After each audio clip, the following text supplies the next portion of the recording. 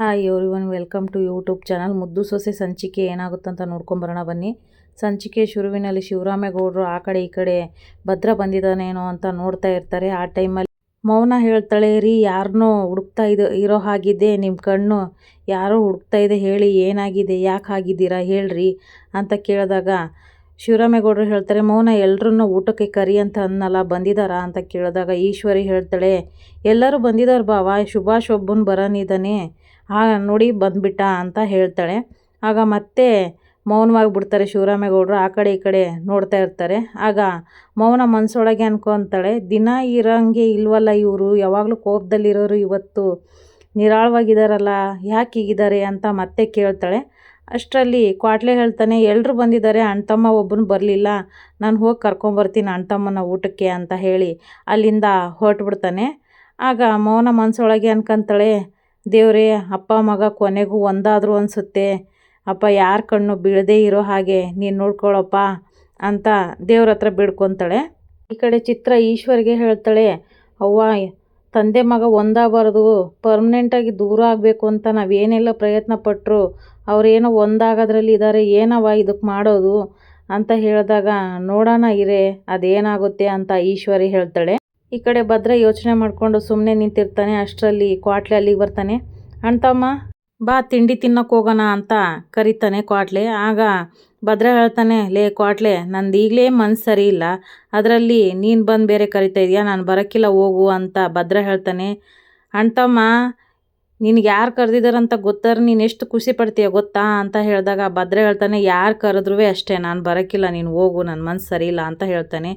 ಅಣ್ತಮ್ಮ, ಮಾವಯ್ಯನೇ ನಿನಗೆ ತಿಂಡಿಗೆ ತಿನ್ನೋಕ್ಕೆ ಹೇಳ್ಕಳಿಸಿರೋದು, ಬಾ ಹೋಗೋಣ ಅಂತ ಹೇಳಿದಾಗ ಭದ್ರ ಆಶ್ಚರ್ಯದಿಂದ ಕೇಳ್ತಾನೆ, ಲೇ ಕ್ವಾಟ್ಲೆ, ತಮಾಷೆ ಆಡೋ ಸಿಚುವೇಶನ್ ಏನಿಲ್ಲ ಇದು, ತಮಾಷೆ ಮಾಡಬೇಡ ಹೋಗು ಅಂತ ಹೇಳಿದಾಗ, ಇಲ್ಲ ಕಣಣ್ತಮ್ಮ, ಇಂಥ ಟೈಮಲ್ಲಿ ಯಾರಾದರೂ ನಿನ್ನ ಜೊತೆ ತಮಾಷೆ ಮಾಡ್ತಾರಾ, ದಿಟ್ಟವಾಗ್ಲೂ ಮಾವಯ್ಯನೇ ನಿನಗೆ ತಿಂಡಿ ತಿನ್ನೋಕ್ಕೆ ಕರೆದಿರೋದು ಅಂತ ಹೇಳಿದಾಗ ಭದ್ರ ಹೇಳ್ತಾನೆ, ಹೌದಾ, ಒಂದು ಸಲ ಗಿಂಟು ಅಂತ ಹೇಳ್ತಾನೆ. ಆಗ ಗಿಂಟಿದಾಗ, ಹೌದು ಕಣ್ಲಾ, ಹಾಗಾದರೆ ಇದು ನಿಜವೇ, ಹಾಗಾದರೆ ನಡಿ ಅಪ್ಪ ಇಂಥವ ಮಾತಾಡಿ ಶಾನೆ ದಿನ ಆಯಿತು ಅನಿಸ್ದಂಗೆ ಆಗ್ತಾಯಿದೆ, ಹೋಗಿ ಮಾತಾಡಿ ತಿಂಡಿ ತಿನ್ನೋಣ ಅಂತ ಹೇಳಿ ಅಲ್ಲಿಂದ ಭದ್ರ ಹೊರಡ್ತಾನೆ. ಈ ಕಡೆ ಚಂಪಾ ವಿದ್ಯಕ್ಕ ಅಂದ್ಕೊಂಡು ಬರ್ತಾಳೆ. ವಿದ್ಯೆ ಹೇಳ್ತಾಳೆ, ಏನು ಚಂಪಾ ಇಷ್ಟೊಂದು ಖುಷಿಯಾಗಿದೆಯಾ, ಏನಾಯಿತು ಅಂತ ಕೇಳಿದಾಗ ಚಂಪಾ ಹೇಳ್ತಾಳೆ, ಈ ವಿಷಯ ಕೇಳಿದರೆ ನೀನು ತುಂಬ ಖುಷಿ ಪಡ್ತೀಯ ಅಕ್ಕ ಅಂತ ಹೇಳ್ತಾಳೆ. ಏನು ವಿಷಯ ಅಂತ ಹೇಳು ಅಂತ ಹೇಳಿದಾಗ, ಭದ್ರ ಅಣ್ಣನ ಗೌಡ್ರು ಕ್ಷಮಿಸ್ಬಿಟ್ರು, ಅವರನ್ನ ತಿಂಡಿ ತಿನ್ನೋಕ್ಕೆ ಕರೆದಿದ್ದಾರೆ, ಆ ಖುಷಿ ನೀನು ನೋಡಬೇಕು ಅಂತ ನಾನು ಇಲ್ಲಿ ಓಡಿ ಬಂದಿದ್ದೀನಿ, ಬಾ ಅಂತ ಚಂಪಾ ಹೇಳ್ತಾಳೆ.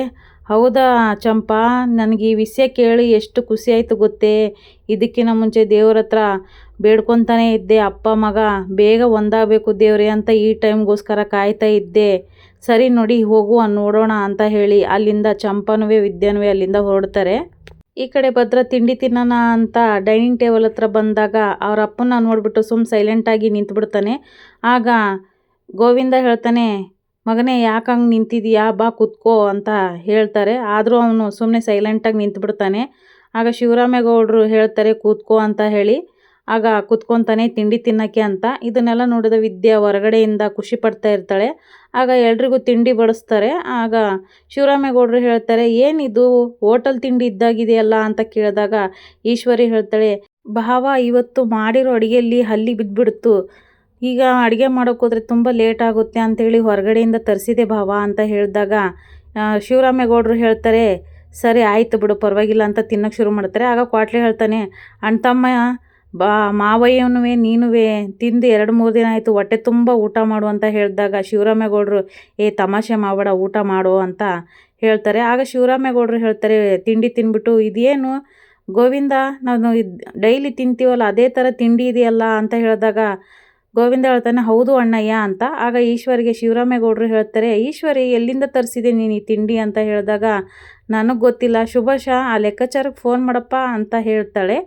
ಆಗ ಶುಭಾಷ ಇದ್ಬಿಟ್ಟು, ಸರಿ ಇರಮ್ಮ ಒಂದು ನಿಮಿಷ ಫೋನ್ ಮಾಡ್ತೀನಿ ಅಂತ ಹೇಳಿ ಲೆಕ್ಕಾಚಾರನಿಗೆ ಫೋನ್ ಮಾಡ್ತಾನೆ. ಆಗ ಈ ಕಡೆ ಚಂಪಾ ಊಟ ತಂದಿರೋ ಡಬ್ಬಿನ ನೋಡ್ಬಿಡ್ತಾಳೆ. ಅದರಲ್ಲಿ ರತ್ನ ಉಪಹಾರ ಅಂತ ಇದ್ದದ್ದು ನೋಡಿ, ಅಯ್ಯೋಯ್ಯೋ ಇದು ವಿದ್ಯಕ್ಕ ಅಮ್ಮರು ಹೋಟೆಲಿಂದ ತೊಗೊಂಬಂದಿರೋದು, ಇದು ಏನಾದ್ರೂ ಇವ್ರಿಗೆಲ್ಲ ಗೊತ್ತಾಯಿತು ಅಂದರೆ ಅಷ್ಟೇ, ಇವರೇನೋ ಮಾಡ್ಬೇಕಂತಾನೆ ಮಸ್ಲತ್ ಮಾಡಿ ಅವ್ರ ಕಡೆಯಿಂದ ಊಟ ತರಿಸಿದ್ದಾರೆ ಅನಿಸುತ್ತೆ ಅಂತ ಹೇಳ್ತಾ ಇರ್ತಾಳೆ. ಅಷ್ಟರಲ್ಲಿ ಚಿತ್ರ ಹೊರಗಡೆ ವಿದ್ಯೆ ನಿಂತಿರೋದನ್ನು ನೋಡ್ಬಿಟ್ಟು ಈಶ್ವರಿಗೆ ಸನ್ನೆಯಲ್ಲಿ ಹೇಳ್ತಾಳೆ, ನೋಡವ್ವ ಅದು ಹೆಂಗೆ ನಿಂತವಳೆ ಅಂತ ಹೇಳಿದಾಗ ಈಶ್ವರಿ ಹೇಳ್ತಾಳೆ, ನಿಂತ್ಕೊಳ್ಳಿ ಬಿಡೆ, ನೀನೇ ಟೆನ್ಷನ್ ಮಾಡ್ಕೊತೀಯ ಅಂತ ಹೇಳ್ತಾಳೆ. ಆಗ ಚಂಪಾ ಸನ್ನೆಯಲ್ಲಿ ವಿದ್ಯೆನಿಗೆ ಹೇಳ್ತಾಳೆ, ಇದು ನಿಮ್ಮ ಅಮ್ಮನ ಮನೆಯಿಂದ ತೊಗೊಂಬಂದಿರೋ ತಿಂಡಿ ನೋಡು ಅಂತ ಹೇಳಿ. ಆಗ ವಿದ್ಯೆನಿಗೆ ತುಂಬ ಗಾಬರಿಯಾಗಿ ಹೋಗ್ಬಿಡುತ್ತೆ. ಏನಪ್ಪ ಮಾಡೋದು, ಇದನ್ನು ಹೇಗೆ ನಿಭಾಯಿಸೋದು ಅಂತ ಯೋಚನೆ ಮಾಡ್ತಾ ಇರಬೇಕಾದ್ರೆ ಅವಳ ಹಿಂದೆಯಿಂದ ಲೆಕ್ಕಾಚಾರ ಅಲ್ಲಿಗೆ ಬಂದ್ಬಿಡ್ತಾರೆ. ಅದನ್ನು ನೋಡಿ ಇನ್ನೂ ಸ್ವಲ್ಪ ಗಾಬರಿ ಆಗಿಬಿಡ್ತಾಳೆ. ಆಗ ಲೆಕ್ಕಾಚಾರ ಒಳಗೆ ಬರ್ತಿದ್ದ ಹಾಗೆ ಶಿವರಾಮೇಗೌಡರಿಗೆ ಕೇಳ್ತಾರೆ, ಏನು ಗೌಡ್ರೆ ಕರೆದಿದ್ರಿ ಅಂತ ಕೇಳಿದಾಗ ಶಿವರಾಮೇಗೌಡರು ಹೇಳ್ತಾರೆ, ಏನಿಲ್ಲ ಕಣ್ಲಾ, ತಿಂಡಿ ಎಲ್ಲಿಂದ ತೊಗೊಂಬಂದೆ ಅಂತ ಕೇಳೋಣ ಅಂತ ಕರೆದೆ ಅಷ್ಟೇ ಅಂತ ಶಿವರಾಮೇಗೌಡರು ಹೇಳ್ತಾರೆ. ಈ ಕಡೆ ಲೆಕ್ಕಾಚಾರ ಅದು ಗೌಡ್ರೆ ಅಂತ ಹೇಳಿ ತಡವರಿಸ್ತಾ ಇರಬೇಕಾದ್ರೆ ಈಶ್ವರಿ ಹೇಳ್ತಾಳೆ, ಅದ್ಯಾಕೆ ಲೆಕ್ಕಾಚಾರ ಅಷ್ಟೊಂದು ನೀವು ಕನ್ಫ್ಯೂಸ್ ಮಾಡ್ಕೊಂಡು ಇದು ಮಾಡ್ತೀರಾ, ಕೇಳ್ತಾ ಇದ್ದಾರಲ್ಲ ಭಾವ ಎಲ್ಲಿಂದ ತೊಗೊಂಬಂದ್ರಿ ಅಂತ ಹೇಳಿ ಅಂತ ಹೇಳ್ತಾಳೆ ಈಶ್ವರಿ. ಆಗ ಲೆಕ್ಕಾಚಾರ ಹೇಳ್ತಾನೆ, ಇದು ಭದ್ರವ್ರ ಅತ್ತೆ ಇದ್ದಾರಲ್ಲ ರತ್ನಮ್ಮ, ಅವ್ರ ಹೋಟೆಲಿಂದ ತೊಗೊಂಬಂದಿರೋದು ಅಂತ ಹೇಳಿದಾಗ ಶಾಕ್ ಆಗಿಬಿಡ್ತಾರೆ ಮನೆಯಲ್ಲಿ. ಆಗ ಭದ್ರಾ ಅಜ್ಜಿ ಹೇಳ್ತಾರೆ, ಏನು ಅವಳ ಹೋಟೆಲಿಂದ ತೊಗೊಂಬಂದಿದೀಯಾ ದಿಟುವೆ ಅಂತ ಹೇಳ್ತಾಳೆ. ಹ್ಞೂ ಅಮ್ಮವ್ರೆ, ಭದ್ರಾ ಅವರೇ 5 ಲಕ್ಷ ದುಡ್ಡು ತೊಗೊಂಡು ಅವರಿಗೆ ಹೋಟೆಲ್ ಹಾಕಿ ಕೊಟ್ಟಿರೋದು ಅಂತ ಹೇಳ್ತಾರೆ. ಆಗ ಈಶ್ವರಿ ಹೇಳ್ತಾಳೆ, ಭದ್ರನ ಹತ್ರ ಅಷ್ಟೊಂದು ದುಡ್ಡು ಎಲ್ಲಿಂದ ಬಂತು ಭಾವ, ನೀವೇನಾದರೂ ಕೊಟ್ರಾ ಅಂತ ಕೇಳ್ತಾಳೆ. ಆಗ ಶಿವರಾಮೇಗೌಡರಿಗೆ ತುಂಬ ಕೋಪ ಬಂದ್ಬಿಡುತ್ತೆ. ಮತ್ತು ಲೆಕ್ಕಾಚಾರ ಹೇಳ್ತಾನೆ, ಭದ್ರ ಅವರು 5 ಲಕ್ಷ ದುಡ್ಡು ತೊಗೊಂಡು ಅವರಿಗೆ ಮಾಡಿರೋದು ಹೋಟೆಲ್ನ ಅಂತ ಹೇಳಿದಾಗ ಇದು ಯಾವಾಗಾಯಿತು ಅಂತ ಈಶ್ವರಿ ಕೇಳ್ತಾಳೆ. ಈಗ 1-2 ತಿಂಗಳ ಹಿಂದೆನೇ ಆಗಿರೋದು ಅಂತ ಲೆಕ್ಕಾಚಾರ ಅವರು ಹೇಳಿದಾಗ ಈ ಕಡೆ ಶಿವರಾಮೇಗೌಡರಿಗೆ ಶಾಕ್ ಆಗೋಗ್ಬಿಡುತ್ತೆ. ಆಗ ಇಲ್ಲಿ ಸಾವಿತ್ರಿ ಹೇಳ್ತಾಳೆ, ನೋಡಿದೆ ಅಣ್ಣಯ್ಯ ಭದ್ರ ಏನೆಲ್ಲ ಮಾಡಿದ್ದಾನೆ ಅಂತ, ಯಾರಿಗೂ ಒಂದು ಮಾತು ಹೇಳ್ದಲೇ ಈ ಕೆಲಸ ಮಾಡಿದ್ದಾನೆ, ಹೆಂಡ್ತಿನ ಓದಿಸೋದಲ್ಲದೆ ಮತ್ತೆ ಹೆಂಡ್ತಿ ತವರಿಗೆ ಹೋಟೆಲ್ನ ಮಾಡಿಕೊಟ್ಟಿದ್ದಾನೆ ಅಂತ ಸಾವಿತ್ರಿ ಹೇಳ್ತಾಳೆ.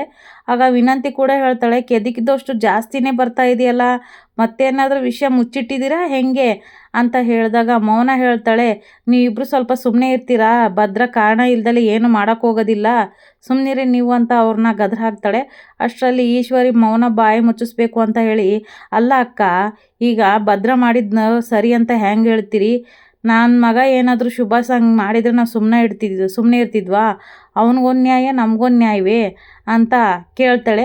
ಅವಳು ಹೇಳಿದ ಮಾತಿಗೆ ಶಿವರಾಮೇಗೌಡರಿಗೆ ಕೋಪ ಬಂದು ಹಾಗೆ ಕೈ ತೊಳ್ಕೊಂಡು ಅಲ್ಲಿಂದ ಮ್ಯಾಕೆ ಎದ್ಬಿಡ್ತಾರೆ. ಈ ಕಡೆ ಅಜ್ಜಿಗೂ ಕೋಪ ಬಂದ್ಬಿಡುತ್ತೆ.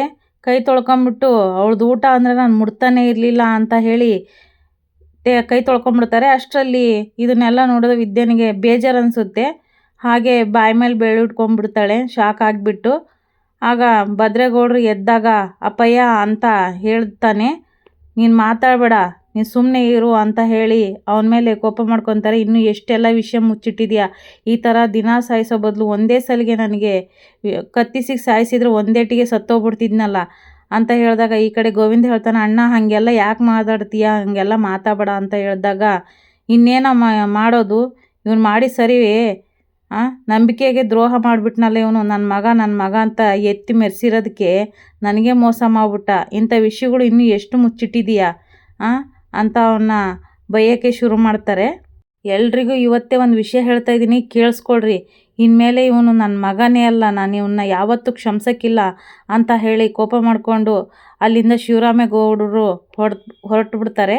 ಆಗ ಭದ್ರ ಅಪ್ಪಯ್ಯ ಅಂತ ಹೇಳಿ, ಚಿಕ್ಕಪ್ಪ ನೀನಾದರೂ ಹೇಳು ಅಂತ ಹೇಳಿದಾಗ ಆಗ ಹೇಳ್ತಾರೆ ಗೋವಿಂದ, ನೀನು ಅಪ್ಪನ ನಂಬಿಕೆಗೆ ಮೋಸ ಮಾಡಿದೀಯಾ, ನೀನು ಅವ್ರಿಗೆ ದುಡ್ಡು ಕೊಟ್ಟಿದೀಯಾ ಅಂತ ಅವ್ರು ಬೇಸರ ಮಾಡ್ಕೊಂಡಿಲ್ಲ, ಅವ್ರ ನಂಬಿಕೆಗೆ ದ್ರೋಹ ಮಾಡಿದೀಯ ಅಂತ ಬೇಸರ ಮಾಡ್ಕೊಂಡಿದ್ದಾರೆ ಅಂತ ಗೋವಿಂದ ಹೇಳ್ತಾನೆ.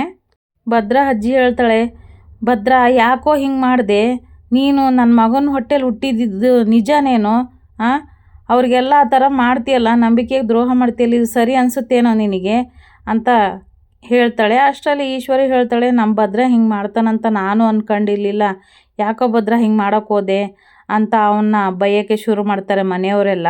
ಸಾವಿತ್ರಿ ಹೊರಗಡೆ ವಿದ್ಯೆ ನಿಂತಿರೋದನ್ನು ನೋಡಿದೆ ಆ ಮನೆ ಹಾಳಿ ಎಲ್ಲ ತಂದಿಕ್ಬಿಟ್ಟು ಅವ್ವ ಮಗಳು ನಮ್ಮ ಸಂಸಾರದಲ್ಲಿ ಹುಳಿ ಹಿಂಡು ಹೆಂಗೆ ನಿಂತಿದ್ದಾಳೆ ಅಂತ ಹೇಳಿ ಬೈತಾ ಇರ್ತಾಳೆ. ಅದನ್ನು ನೋಡಿ ಭದ್ರ ಅವಳ ಮೇಲೆ ತುಂಬ ಕೋಪ ಮಾಡ್ಕೊಂಡ್ಬಿಡ್ತಾನೆ. ಅಷ್ಟರಲ್ಲಿ ಈ ಸಂಚಿಕೆ ಮುಗಿಯುತ್ತೆ. ಯಾರೆಲ್ಲ ನನ್ನ ಚಾನಲ್ ನೋಡ್ತಿದ್ರು ದಯವಿಟ್ಟು ಸಬ್ಸ್ಕ್ರೈಬ್ ಮಾಡ್ಕೊಳ್ಳಿ. ಹಾಗೆ ಒಂದು ಲೈಕು ಶೇರ್ ಮಾಡಿ. ವಿಡಿಯೋ ನೋಡಿದ್ದಕ್ಕಾಗಿ ಧನ್ಯವಾದ.